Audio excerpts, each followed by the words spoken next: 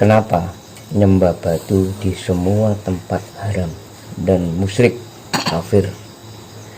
Kenapa malah nyuruh nyembah batu yang ada di Arab? Halal bahkan sampai dicium-cium. Itu pandangan Pak Rod bagaimana? Saya rasa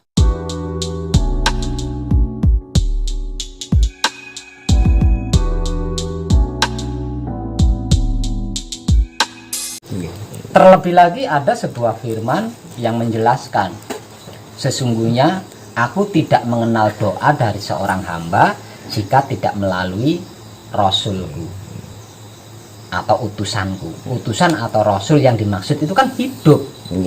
Kenapa hidup kok disebut utusan? Kenapa hidup disebut rasul? Karena hidup adalah ruh Tuhan. Aku ambil sebagian ruhku lalu aku utus untuk menghidupkan makhluk. Artinya rasul atau utusan itu kan hidup, hidup yang menggerakkan kita bisa itu ini.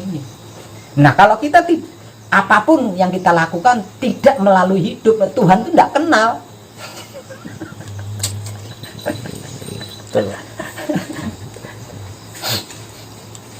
Kalau sudah dalam kesadaran hidup, apakah ada kematian?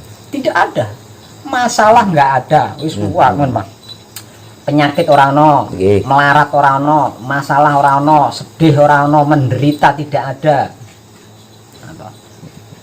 mati tidak ada. Kurang apa? Ini saya lanjut kita ke pertanyaan. Kenapa nyembah batu di semua tempat haram dan musyrik kafir? Kenapa malah nyuruh nyembah batu yang ada di Arab? Halal bahkan sampai dicium-cium. Itu pandangan Pak Rod bagaimana? Saya rasa dua-duanya sama, Mas. Nyembah batu di Pulau Jawa ya musyrik, sirik. Nyembah batu di luar Jawa juga sama.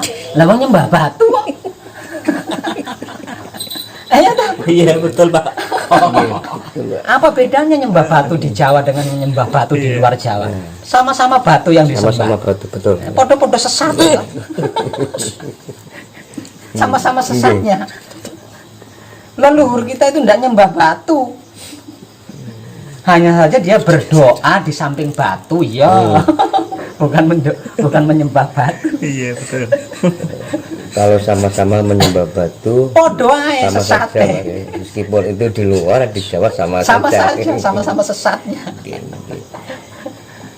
Ketika manusia saling mengadili manusia lain, terus dia ibadah, apakah ibadahnya itu akan terhapus? Padahal orang itu melihat kebaikan dari ucapan, bukan tindakan.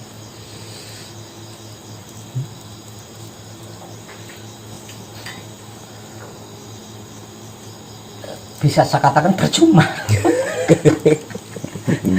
Percuma. Kenapa Pak? Bisa saya gambarkan seperti ini. Lantai rumah saya banyak debunya, ya. Lantai rumah saya banyak debunya. Terus saya mau menyapu lantai rumah saya yang banyak debunya. Tapi sebelum nyapu lantai, saya berjalan di lumpur dulu. Setelah selesai berjalan di lumpur terus saya nyapu lantai saya. Nggih. Iki ngono kuwi terus piye? Jadi bar disapu, debunya bersih kan? Tapi di belakang saya itu kan bekas kaki saya nginjek lumpur itu kan akeh. Jadi capek kok saya nyapu itu nggak ada manfaatnya. Lah wong kotor nih kok nemburine. Ora ana gunane, ora ana manfaate.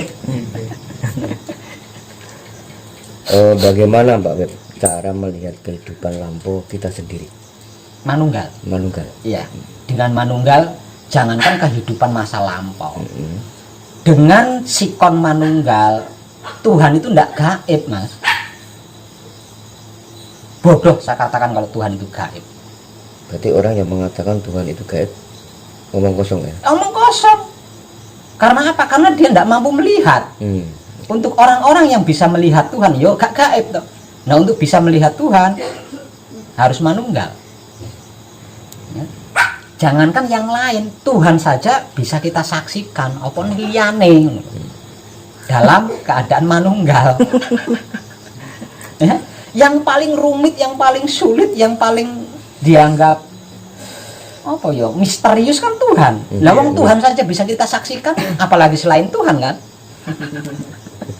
Dalam keadaan manunggal. Berarti bisa disaksikan Pak ya? Iya. Kalau dalam bahasa spiritualnya, bagi orang-orang yang makrifat, ya Tuhan tidak gaib. Ini bahasa spiritual. Tuhan itu gaib bagi mereka yang belum makrifat, belum mengetahui. Nah kalau Tuhan saja bisa diketahui, apalagi selain Tuhan.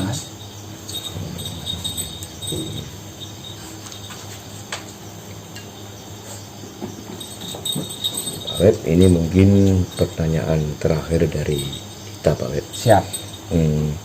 Apakah bisa mati muksa bagi orang awam yang tidak praktek samadhi dan lain-lain, hanya hidup penuh kesadaran dan laku baik?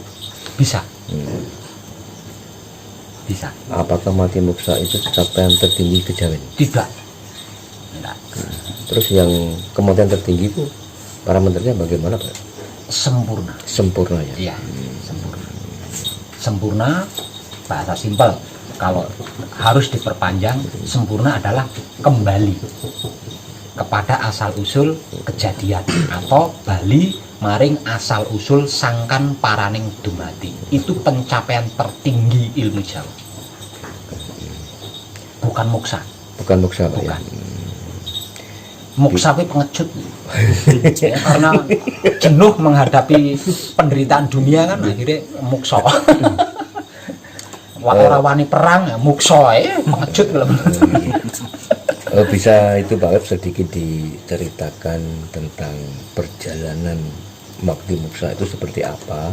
Apakah mati dulu atau jasmani mendadak hilang? Bisa diceritakan sedikit tentang mati muksa. Apakah itu mati dulu atau jasadnya mendadak hilang gitu? Beliau belum mati gitu maksudnya Pak Web. Iya, iya. Bisa sedikit diceritakan perjalanan orang muksa itu seperti apa? Ya. Orang muksa itu ada ilmunya ya. Iya. Ada ilmunya. Artinya ada japa mantranya. Nah, japa mantra untuk moksa ini dapat ditempuh dengan bertapa.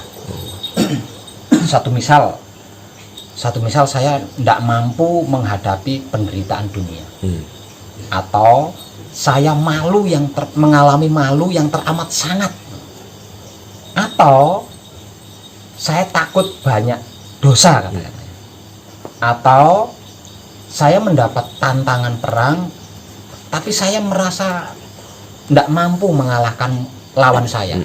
Nah ini biasanya ini seseorang itu akan mengambil keputusan untuk moksa. Lah untuk moksa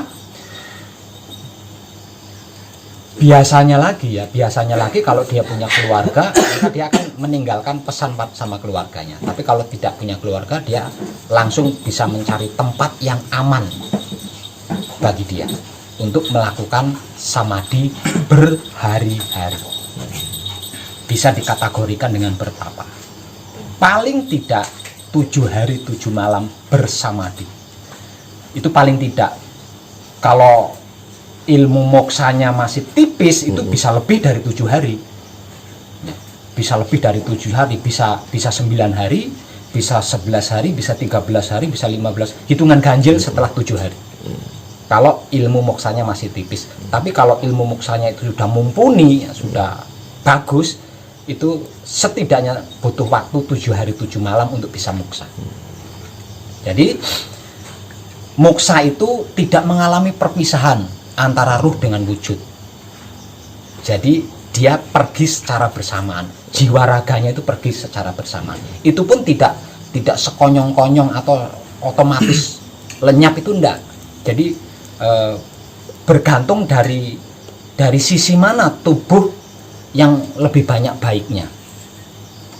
Satu misal, kaki saya yang lebih banyak melakukan kebaikan, maka yang lenyap itu dimulai dari kaki saya. Terus lenyap sampai tidak ada bekas. Dan di sana Dia tidak kembali kepada asal, ya. Dia tidak bali mering asal usul sangkan parani dumadi. Lalu orang moksa ini di mana? Orang moksa itu berkumpul di kedaton kadewatan. Terus ini Pak Web, keistimewaan orang yang matinya moksa itu seperti apa? Orang yang mati moksa itu istimewanya jika dia menghendaki, dia bisa nitis kepada keturunannya.